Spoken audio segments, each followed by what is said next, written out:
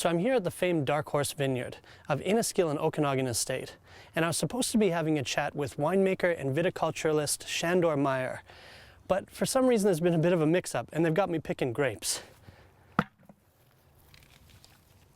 Hello. Can I help you to harvest some Pinot Noir grapes? Hi, are you Shandor? Yes. Hi, nice to meet you. Man, I thought we were being talking about Pinot, but I've been making my way up the rows picking grapes for you. Yes, thank you. Thank you. Well, you got some beautiful grapes here, and I've noticed over the years that Pinot Noirs seem to have gotten darker and darker in color.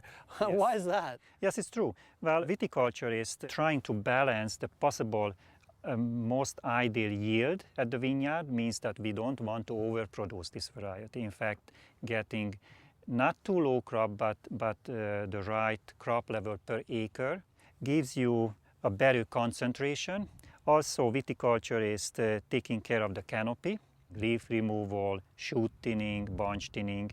So by end of the season, they get a nice, ripe, even fruit for the winemakers. And how about tonnage? Are you really monitoring how much grapes you're growing per acre here? Yes, we average about 3 tons per acre, which is not too low, but certainly not on the high level per acre. So this way I will get a nice even fruit, fully ripe. When we crush these grapes, I use a special yeast and a fermentation technique in order to get the concentration and a possible best potential out of the grapes.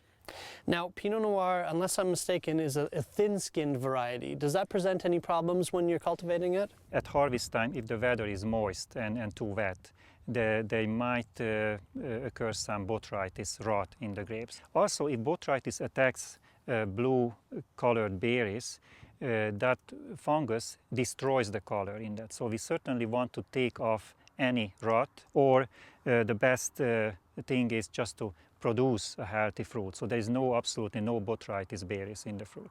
Now, I know you spend some of your time working with Pinot Blanc as well. Yes. How come, if it's a relative of Pinot Noir, is it so much easier to harvest? I've never heard them refer to Pinot Blanc as a heartbreak grape. No. Well, Pinot Blanc looks a little bit easier to produce. If you manage the vineyard properly and get the right time the grapes into the cellar when the sugar acidity in balance, you can produce a nice table wine with a nice fruit and acidity. But with Pinot Noir, we're dealing with certainly more depth in aromas and flavors and color and tannin and etc. So it's more difficult.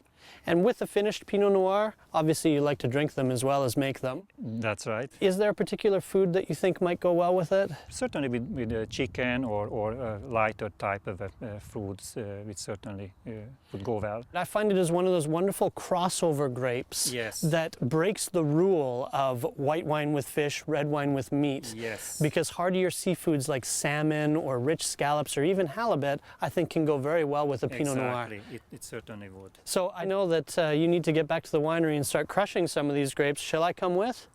Well, I would suggest to stay because you gotta go to end of the row, so there's still time to go. I'll see you down there. See you.